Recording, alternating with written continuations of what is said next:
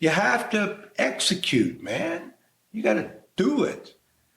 We don't need any more seminars, okay? I got a library full of term papers. So what? The kids don't need seminars. They need orchids. They need something decent to eat. This is the L3 Leadership Podcast, episode number 150. Hey everyone, and welcome to episode number 150 of the L3 Leadership Podcast. My name is Doug Smith, and I am the founder of L3 Leadership. We're a leadership development company devoted to helping you become the best leader that you can be. In this episode, you're going to get to hear my interview with Bill Strickland, who is the founder of the Manchester Craftsmen's Guild, as well as the Bidwell Training Center. He has a phenomenal story. He came from the inner city, ended up getting mentored by a teacher, and ended up founding this organization that's literally transforming the world. And so before I tell you a little bit more about Bill, a few announcements. If you're new to this podcast, we're committed to bringing you 3 to 4 episodes every single month to add value to your life. One will always be a talk from our leadership events. One will be an interview that I do with a high-level leader, and then once a month you'll get a leadership lesson by me. If you've been with us for a while and listening to the podcast, thank you so much. And it would mean the world to me if you would subscribe and leave a rating and review and share this on social media with your friends if it adds value to your life. It helps us add value to more people's lives. So thank you in advance for that. I want to thank our sponsor, Henny Jewelers. They're a jeweler owned by my friend and mentor, John Henny. My wife and I both got our engagement and wedding rings through Henny Jewelers, and they're just incredible. Not only do they have great jewelry, but they also invest in people. John gave Laura and I a book to help us prepare for our marriage, and he's been investing me in as a leader, a dad, and a husband now for years, and I'm just so grateful for him and his organization. So if you're in need of a good jeweler, check out hennyjewelers.com.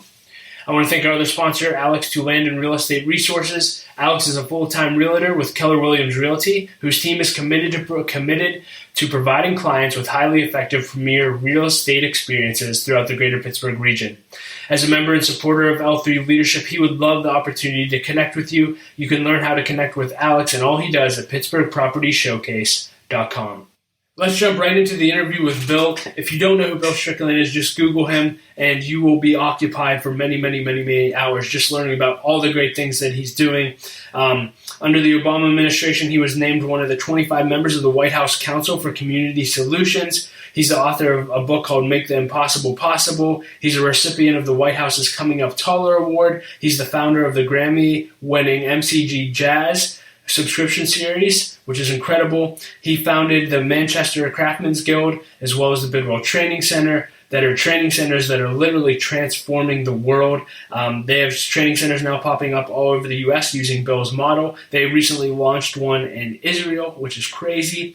And but what I love about Bill, it's not just what he's accomplished with his life, but I love how he got there. And you'll hear him share his story about how he grew up in an inner city neighborhood of Pittsburgh and had his life changed when a mentor, a high school teacher, started investing in him. And I'll let him fill in the rest of that story for you. But what I love about Bill, I think it summed up. I read a quote about Bill from Jeff Skoll, who's the former eBay president. And he said this, he said, "Strickland is a genius because he sees the inherent genius in everyone." And I love that. So I can promise you're going to love this interview. Bill was straight into the point. I loved his answers, and I think that it's just going to add a ton of value to your life. So enjoy my interview with Bill Strickland. Well, hey, Bill, thank you so much for being willing to do this interview. And why don't we just start off with you telling us a little bit about your story and your background and how you got to where you are today. Well, I live in this neighborhood, the Manchester section of Pittsburgh. Born here, plan to die in this neighborhood. My 69 years is 6 city blocks.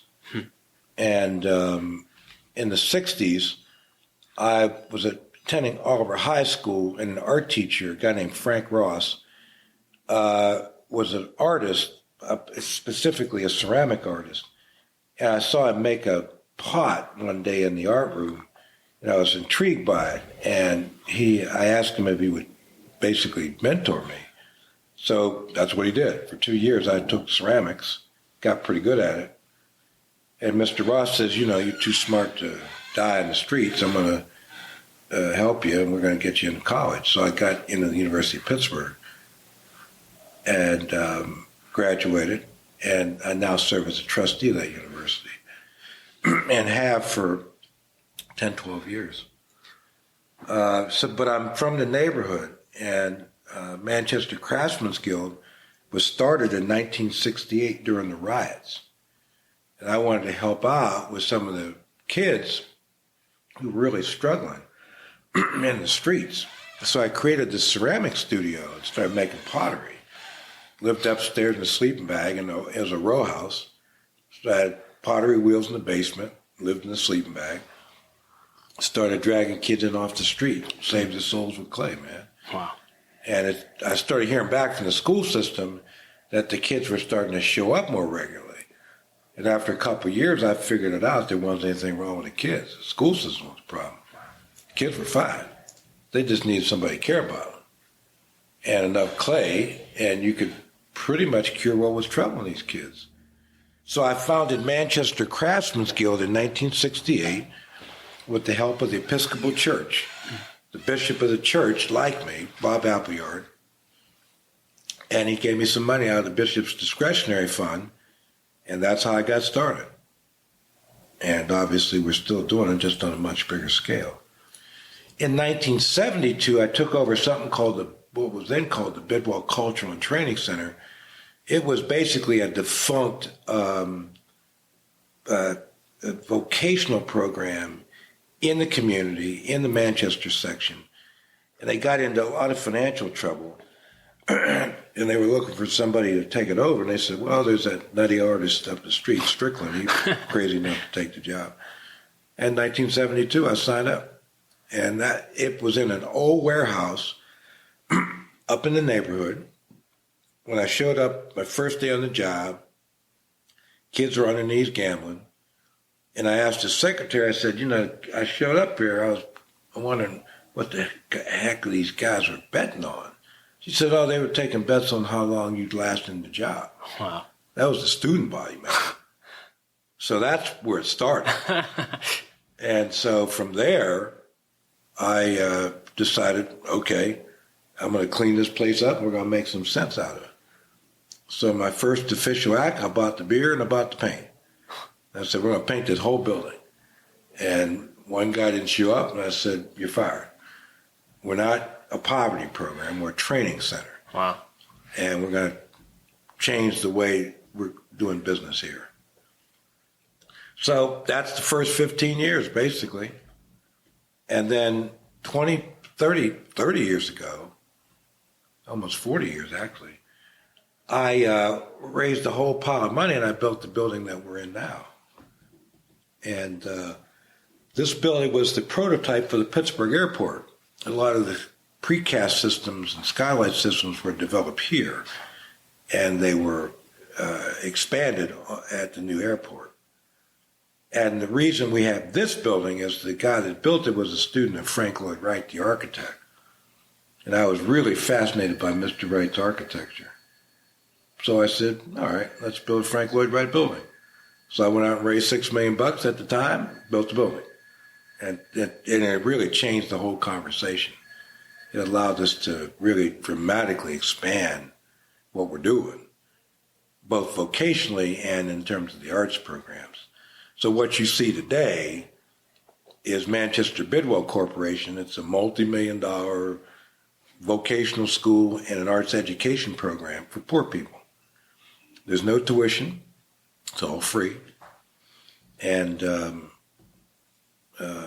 we work with guys everybody's given up on. We work with guys who've given up on themselves. And we provide them with a tuition-free education so they can get a life, go to work, take care of themselves. And it's turned out to be pretty successful. Yeah, it feels like it. It looks like it as well. I'm curious, along that journey, so you gave us the highlights, but what do you wish people knew about your journey that maybe they don't know? People see everything that you've built, everything you've done. Yeah. What do you wish people knew? Well, that it wasn't easy. I'm not in the magic business. I'm in the hard work business. And what we talked about for the last, 10 minutes is 40 years of work. And the other thing people should know is I just counted my 23rd honorary PhD, and I got into Pitt on probation because I flunked the scholastic aptitude test. Wow. And I also used to fly jets for a living. I flew 727s for Braniff Airlines. That's no big deal. That's incredible. Right? Yeah. I love the story you talked about your high school teacher, how he became a mentor in you, and really he gave you a vision. Right there. That's him? Yep. Oh, that's so awesome that you have a picture to honor him. What is it? So he gave you a vision of a life that you maybe didn't think you could have. Correct. What do you think? Can you talk about the power of mentorship, one, and why it's so important? And then two, maybe what is it about? Was there something special about you that you actually like latched on to the vision versus, I'm sure, out of every student that went to high school with you, they had the same potential, but maybe others didn't cultivate that potential. What separated you? My mother. My mother raised us in a house that said it doesn't matter what the color of the skin is. What matters is what's inside. So the fact that Mr. Ross was this white guy in an inner city neighborhood made no difference to me. Whatever, man. He was a great artist and a good human being. That's what got me attracted to the guy. He had a gorgeous wife. I mean, it's like, I want to be like that guy. Yeah.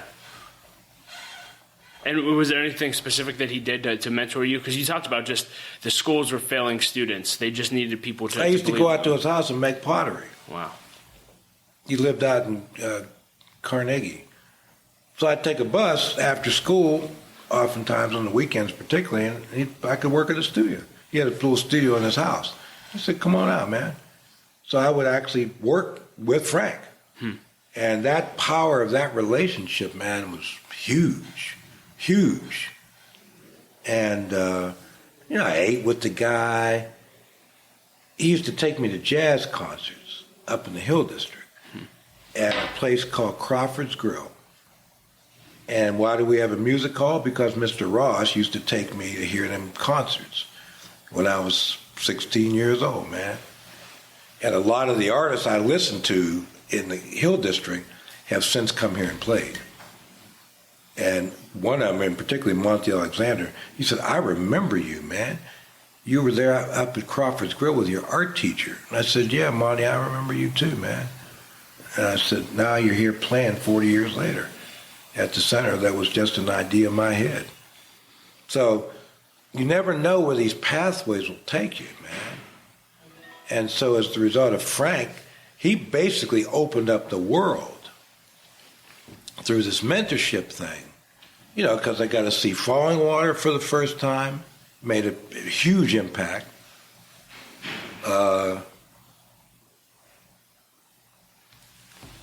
Frank basically said, look, there's nothing wrong with you, man. So let's start acting like that. You're a bright kid. You obviously got talent. I got pretty good at clay, pretty quick.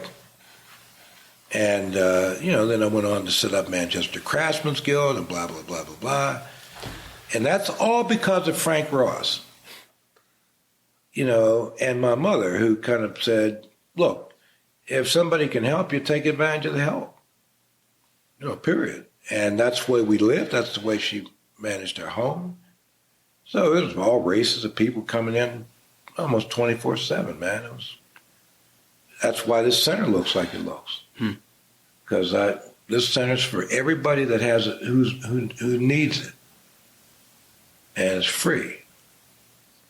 And so it's a reflection, of my philosophy, my mom's philosophy, and Mr. Ross's philosophy.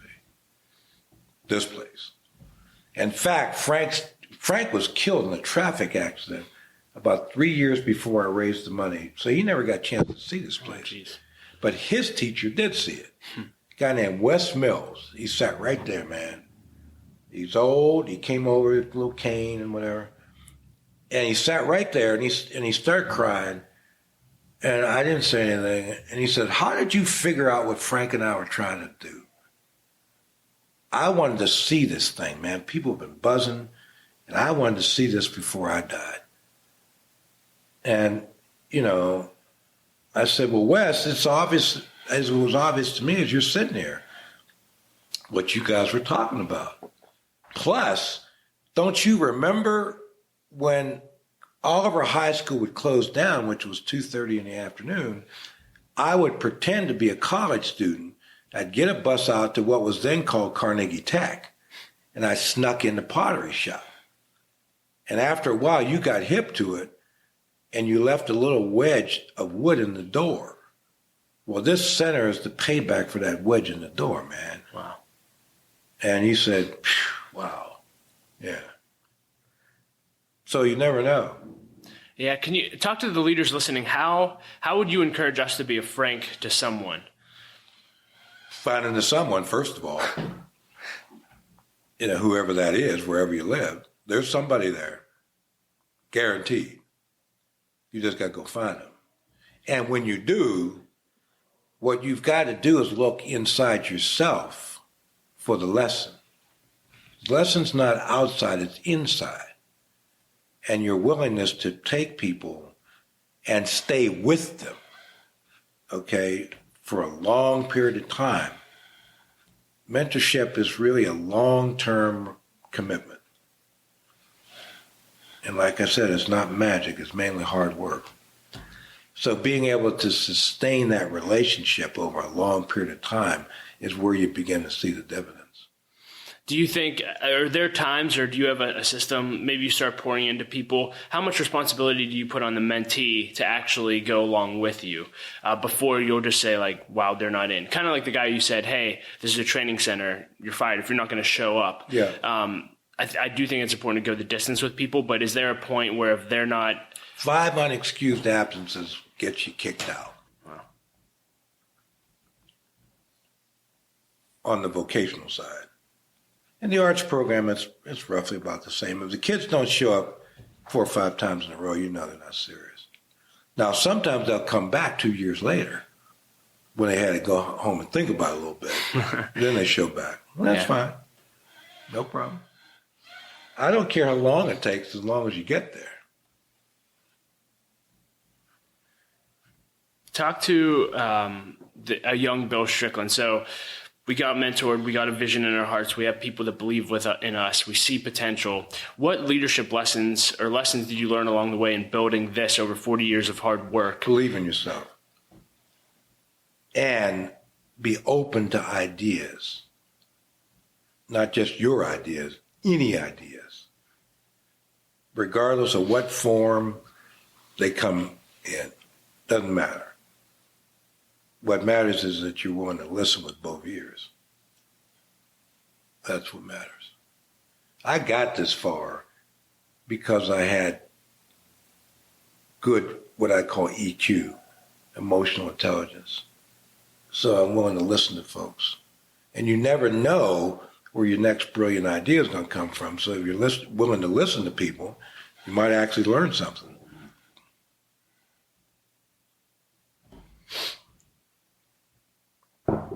That's good. Let me see here.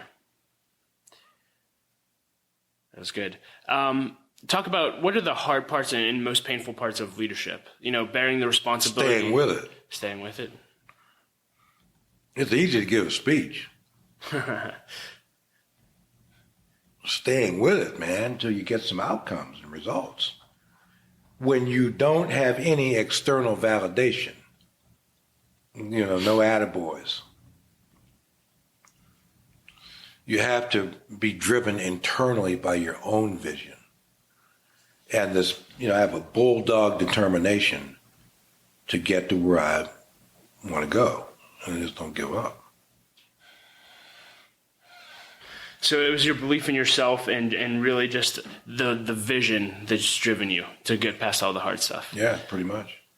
That's awesome. Talk to the young person that says, I want to change the world. How would you encourage people to change the world? Start at the beginning, not at the end.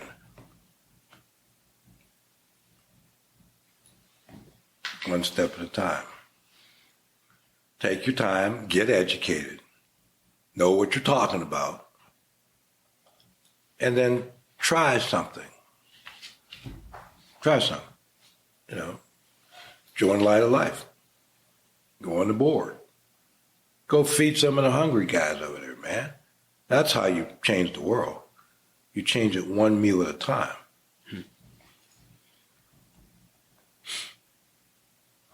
Go to the county jail. talk to some of them guys, man, they're scuffling. Be their friend. They need one. So there are a lot of ways you can contribute. But get off this soapbox thing. This isn't about a soapbox. It's really about doing the right thing and having a conscience. So that your life has some integrity. You represent something. That's more than anything else. That's the advice I would give. That's good. Personally, I know the Bidwell Training Center is now a model for other cities, and it's kind of spread all over the nation, and now potentially even internationally if it hasn't already. Yeah, we're in Israel. Are you really? That's incredible. Yeah, we opened up a year ago. Now, can you talk about that evolution? Was it just creating a model and systems here that could be duplicated? Did people come to you and say, hey, we want to start this in our city? How did that happen? Well, through word of mouth mainly, and technology. I'm out doing a lot of speaking. And almost inevitably now there's somebody in the audience say, boy, that's a cool idea. I say, all right, well, why don't you come to Pittsburgh and check it out? Well, oftentimes they do. And once they see this place, it's like, man, I want one of them. And that's usually how the conversation starts.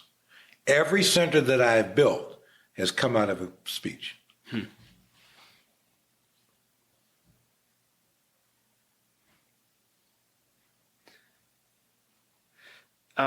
So along those lines, so obviously I researched you when I was getting ready for the interview, and I watched your speakers bureau, and the guy was basically like, I've never been to a speech where Bill Strickland's given that there hasn't been a standing ovation and people tearing up. Talk to the people that do public speaking. What advice do you have for public speakers, and even just being able to speak in a way that people just want to join with what you're doing? Well, figure out how to speak from the heart, not from the brain.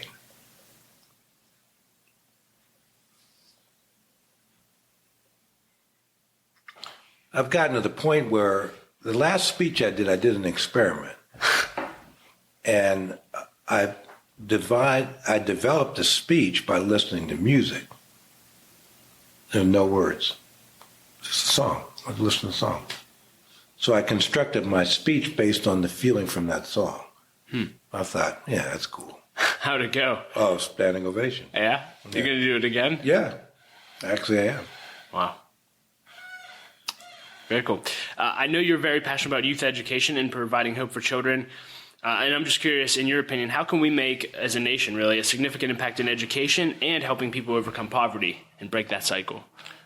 Well, build centers. I want to build a lot of them. Right now, I have a conversation with the Rockefeller Foundation about building 100 of these things around the world. So we're talking to Tel Aviv and Ramallah and Johannesburg and Vancouver and Ireland. I want to scale this thing. So I want to at least build 100, maybe more. Yesterday. And why are training? Why is what you do so important to fighting or helping with education and poverty? Well, because I'm sick of people starving to death. Yeah. And dying unnecessarily, man. I don't want to live in a world like that. And, for whatever reason, my mother sort of implanted this gene in me that prevents me from blocking out images of human suffering. So when I'm seeing guys going to bed hungry, it's like, no, man, that's not right. And I know we can do something about it. That's the point. And I intend to do something about it.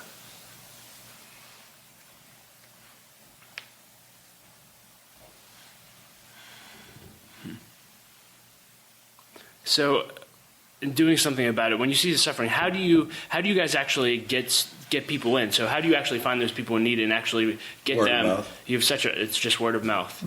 Pretty much. How was it in the beginning? Same thing. Same thing. Just go out and just say, hey. Yeah, I set up a potter's wheel on a porch in the neighborhood. And kids will walk by, Mr. Strickland wants to add and this and that. Oh, come on in, man. We'll talk about it a little bit. And a couple of them stayed. And that's how I really literally started. What you guys would probably call a tent ministry sort of thing. I just set up a tent. I love it. And I'm just curious. So tuition's free. Is this all through fundraising? Is this funded through government? And A little bit of everybody. yeah. So on the fundraising side, my job for Light of Life is fundraising. I'm just curious, talk to all the fundraisers or even people that are starting businesses. What's the key to raising money, to raising capital for a business or whatever someone wants to do? Having a good product. So the people get invested in the product, not you. It's not the organization, it's the product. So when I go out and sell, this idea, it's like, wait a minute. $40,000 to lock guys up in a penitentiary in Pennsylvania. It's $23,000 to go to a public school, half of which the kids don't graduate. And it's $10,000 to go to my vocational school, $2,500 a year for the kids in the arts program, 90% of whom graduate. Do the math. Just do the math, man. This is not about Republican and Democrat. That's yesterday.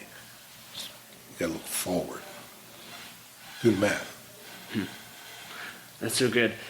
So when it comes to fundraising, you obviously have to build a network. I actually saw posters in the school. I guess you're doing a talk on networking coming up. I'm just curious, when it comes to building your network, what advice do you have for young leaders who want to build a great network? Build a network. Yeah. Build a network. Go start talking to people. Do a lot of public speaking. Get out there, man. You can't do it from behind a desk. And how do you get speaking opportunities if you're not Bill Strickland? Well, you start at the beginning. I wasn't Bill Strickland 40 years ago. Yeah. I mean, my name was Bill Strickland, Yeah. but, everything to go with it. You start at the beginning, not at the end. And you just start talking to people. I started doing little speeches at churches, telling my story, drill up some practice at that, got pretty good at it. It's mainly hard work. And if you're in a hurry, this is not your profession. Go buy a Pizza Hut, man. Okay? You'll make money selling pizzas. You want to do this stuff, it's a life sentence. That's so good. I want to move into what I call the lightning round, which is just a lot of questions on your personal leadership. I'm just curious, do you do anything intentional on a daily basis to grow and develop yourself as a leader? Yeah, come to work. I love it. Your answers are phenomenal, by the way. I love this interview. Yeah, come to work. I built the place because what the center does now, when I get in a funk, okay, you lose funding or whatever, I come to work because depression is a luxury, particularly in my business. I can't afford to be depressed. Okay, these people here depend on me not being depressed. So what's happened is the center has pulled me out of a funk sometimes. That I created my own solution to my own depression. Because you come to a place like this, Doug, and how can you be in a funk, man?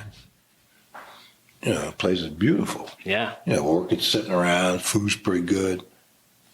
What's to be depressed about? That's the point. That's the whole point. You have to build your own solution to your own problem. And that's what I did.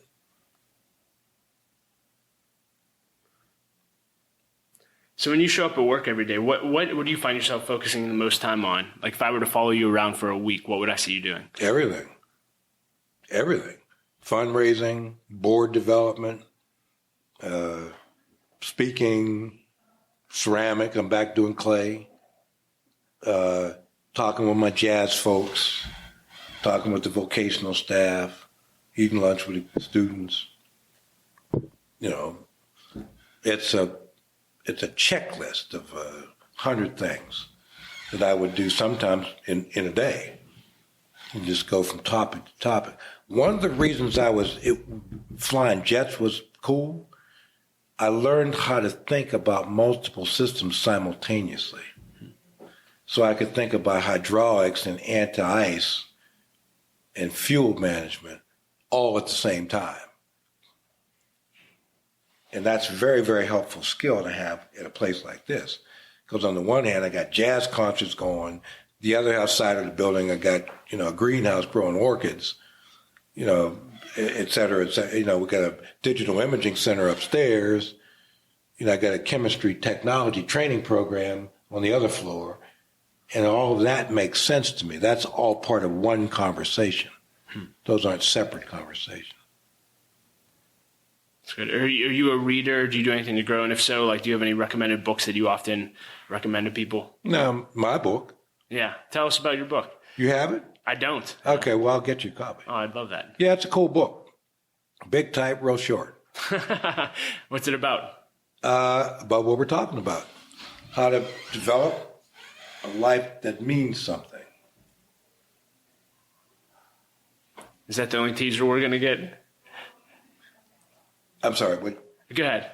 Yeah, you build a life, man. And, now I read, occasionally.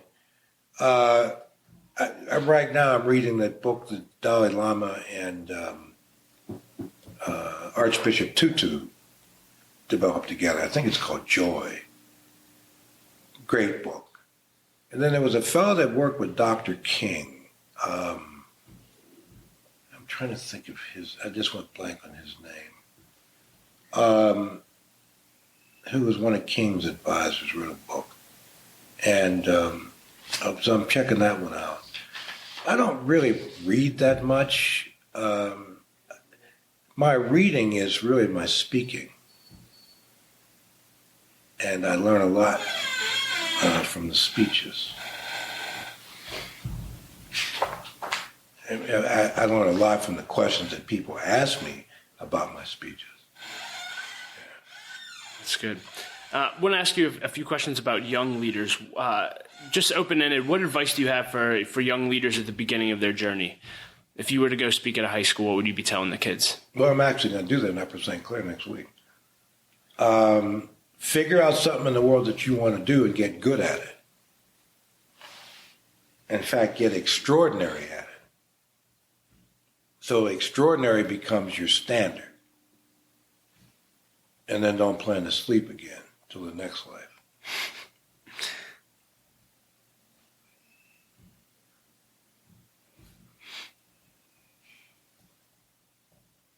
Where do you see young leaders missing it most often? Engagement. Too much. They waste too much time. Foolishness. This is the journey, man. Some people say it's spiritual. I'll leave that to the ministers. I ain't in church business. But it's a journey. And the only real question is, what did you do with the life that you were granted? Since we all know we're going to die, so the question is, what did you do with the time you were allocated? Now, you could, get into opioids and drugs and all that kind of stuff. Or you can take the high road and try to do something for somebody, including yourself. So I'm arguing for that road. Let's get serious about this thing. We got a whole world to rebuild. We're in bad shape, man. And I need every young person to join me in this thing. Like right now. Not next weekend. Today. Right? So I'm telling the young folks, let's go, man. And what I do is I have a slide presentation on all the centers we built. And I'm going to talk at Upper St. Clair. I said, look, I'm on a recruitment drive. This isn't a speech. I'm here to recruit. Y'all want to join the movement? I'm not building programs. I'm building a movement. And I'm in a big hurry. So if you want to sign up, let's go. Here's my card. Here's my address. Come on down. Let's get at this. Yeah. So if someone's listening to this and they're saying, wow, Bill, this sounds phenomenal. I'm signing up. Let's go. What's the best way that we can get connected with the center, with what you're doing? Call up. Yeah. Give them the phone number. And then show up. Literally. Just come to the front door, man. And people let you in. They're used to it. And let's go. Figure out something for you to do. Yeah. Are there ways for people to volunteer? We got all donate that. financially? That's all online? All the above. Yeah. Absolutely. And I'm just curious, from your leadership, so have you thought at all about succession in the long term, what this is going to look like when you're no longer... Well, I got my successor already picked. Do you? Yeah, Kevin Jenkins. He's a good guy. Bright, gets it. Yeah, he's good people. And how did that process come about of picking your successor? Was he just with you for the long haul? Oh, I sort of knew him. He worked at Holy Family Institute for a number of years. It was Sister Linda and all him. And so I knew Kevin. Brilliant guy. Worked in the philanthropic world for a while, giving away money. So he had a background in social work. So he had all the genetic markers that you need to have to do this work successfully. And he had passion for the work. You can have a cool resume, but if you ain't got it inside, you ain't gonna last 5 minutes doing this stuff.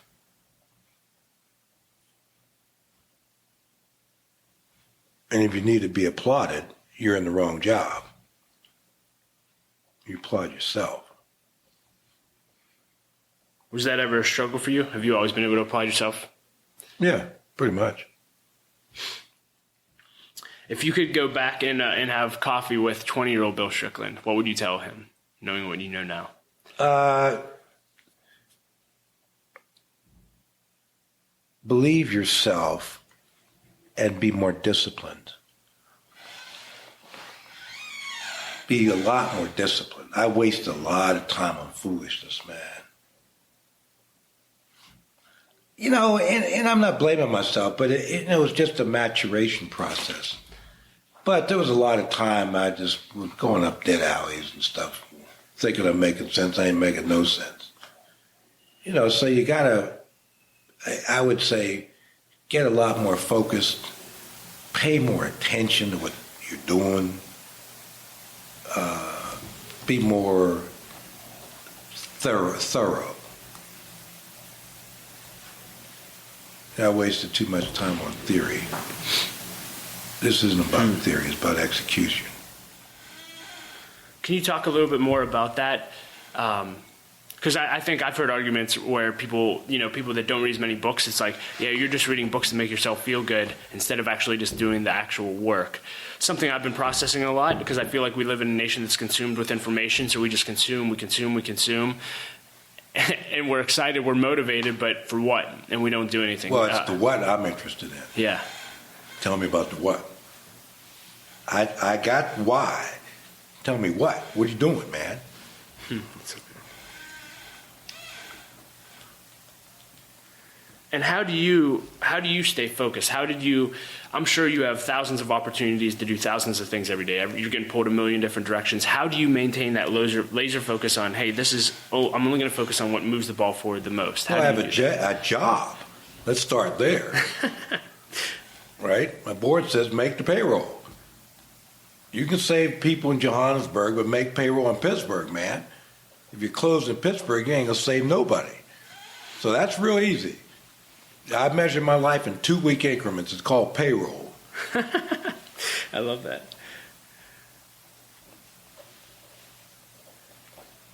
Got to make payroll. The world will be there to be saved next year.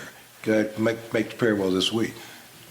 And I focus on that. So it's a very structured approach. I don't try to get too crazy. Let's just make the payroll, man. So everybody's eating.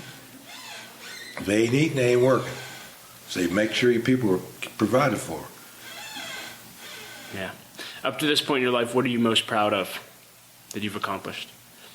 The centers. This one, but also the other 9 that are open now. And they're all functioning just like Pittsburgh. Does every one of them have an executive director? Is that how it's yes, led? Sir. Board, executive director. And they all look like this building. I just went to Chicago, I went to Buffalo. They're immaculate. You walk in, they look just like this place. Everybody's engaged. The director in Buffalo, he's been there 4 years, said, no graffiti in 4 years. Wow. Nothing. No paper in the hallway. Place sounds just like this. In all 9 centers, including Israel. Now, how did you set that culture, right? It's easy to set the culture here because you're here. Or maybe it's not. Maybe that's bring them to Pittsburgh. But just bring them and show them once and they get it and they just, like, how do you maintain that standard that it looks the same everywhere you go? I think that's pretty phenomenal. Well, I work with the centers. I mean, it's not an armchair relationship. I mean, I'm out in Buffalo, a lot. And I built a little team that's doing this work. So we're developing our brand, and I'm making sure that everybody understands the brand. It's like, no, we're not having plastic flowers. We're going to have real flowers. Hello? That's part of the brand. Now, I saw a video where you said, which I thought was hilarious, but so true. I think someone asked, like, where do you get those flowers? And you were just like, I went and bought them at the store and brought them here. Yeah, and they were like, right. amazing. I thought that was so good, yeah. It's true. Yeah. It's true. You have to execute, man. You got to do it. We don't need any more seminars, okay? I got a library full of term papers. So what? The kids don't need seminars. They need orchids. They need something decent to eat. And this is kind of a bigger question, but at the end of your life, one day, if you had to hear people speak about you at your funeral, what would you want people to say about you and your legacy? Well, let me answer it in a different way. I used to fly jets for a living. I flew 727s for Braniff Airlines, South America and all. There are only two grades in the simulator when they put you in, S or U. Satisfactory, unsatisfactory. They don't care if you flew the shuttle, or a 7-4. You either could fly the plane or you couldn't fly the plane, period. They don't care whether you're General so-and-so. You get two grades, S or U. I want an S. That's all. I want an S. I did my job. I don't want no plaques. I don't need a mausoleum. I just want an S. I did my job. I did what I set out to do. That would be the highest form of praise. Okay? That Strickland this guy meant it, man. He was not taking prisoners. The guy did it we put his butt in the ground. He was writing proposals as we're closing the lid of the casket. Yeah. Because that's how I want to live. That's how I am living. And every minute matters. You probably heard I got a double lung transplant. Yeah. Okay? And this is my 1-year anniversary, man. And what you get out of that is don't waste time. Because, you're not sure how much time you've been given. It could be 10 years. It could be 20 years. So you got to operate on the assumption that time is precious. And it is precious. So I don't waste it or try not to waste it. Having that experience, I'm just curious, did that cause you to reprioritize your life at all? I mean, I know you're focused, but did it make you say, wow, I need to spend more time with family or anything like that? No. I'm just curious. No, it allowed me to understand the power of relationships better. Because at the end of the day, this is not about how wealthy you are financially or the size of your house. They ain't got nothing to do with nothing, man. That stuff's all temporary. It has to do with who loves you and who do you love.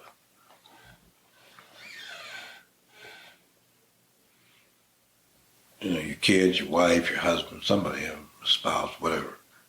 That when I got back to work, I called all 140 of my staff together and said, just in case you don't think them cards matter, they matter.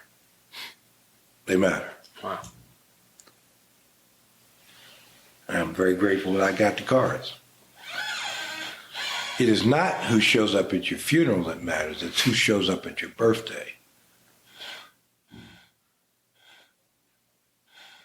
That's powerful.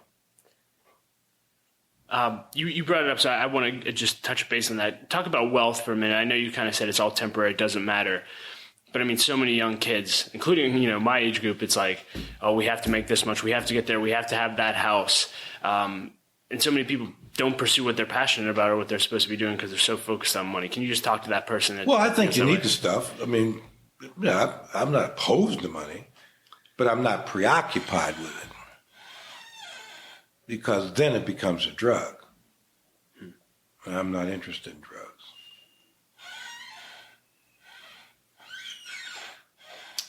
And then this is the last question. I'll just leave it open-ended, but any closing advice for leaders listening to this podcast? Yeah, join me in the movement. Sign up. Let's go. Let's form a partnership, friendship, and let's make the world a better place. Like right now. Okay, that's the message. You like this talk? Cool. Join me. I love it. Right? I got plenty of food. Let's go. And you like what I say? Well, I'm around this weekend. Give me a call. And I mean it. Literally mean it. Because at the end of the day, that's the only way we're going to get this thing turned around, man. This is not an exercise, okay? This is in real time. And it's almost like in the old days, it dawned on the students. They said, Bill Strickland is for real, man. This guy's not playing. He actually means to turn the center around. I said, guess what, guys? Welcome to the neighborhood. Of course I mean it. You think I'm down here because I ain't got nothing else to do? Let's go. Pull your pants up, tie your shoes. Okay, let's get started with something, man, because what y'all are doing ain't working. So let's go, man. And the more I can get that message across to people, the more people are going to sign up for this thing. Because politicians come here and they leave and say, man, this guy's for real. I mean, he actually means to make the world a better place. The Dalai Lama is a good friend of mine, by the way. And I was with him in Bidwell, Austria for a weekend. It was a global symposium on spirituality. And I've gotten to be, pretty good friends with the guy. And his physician is a good friend of mine. And we did a symposium with him here. But Barry, his doctor, came to Pittsburgh and walked in and says, wow, man, what is this? I said, this is the cure for cancer of the human spirit. And he said, this is the center that His Holiness has always wanted to build. Maybe the two of you can build it together. I said, yeah, sign me up. Let's go. So we actually may do that. We're working on bringing His Holiness here. Wow. It'll take about a year and a half. Would he just give a talk and it'd be open to the public, or what would he be doing? Yeah. Well, I don't know, hire Heinz Hall or something. Yeah. But yeah, he's going to come right here to this building. Wow. And Barry, his doctor, said, he needs to see this, man. How did you pull this off? He said, one step at a time. I said, by the way, Barry, when I was with His Holiness, we were sitting there and it was Bidwell, Austria, at the monastery of St. Benedict. And there was Paul Nurse, the Nobel Prize winner in genetics, was there. Frank Gehry, the architect. I mean, some heavy folks, man. A couple Nobel Prize laureates. And His Holiness, me. And I'm sitting there eating a bowl of soup with a guy.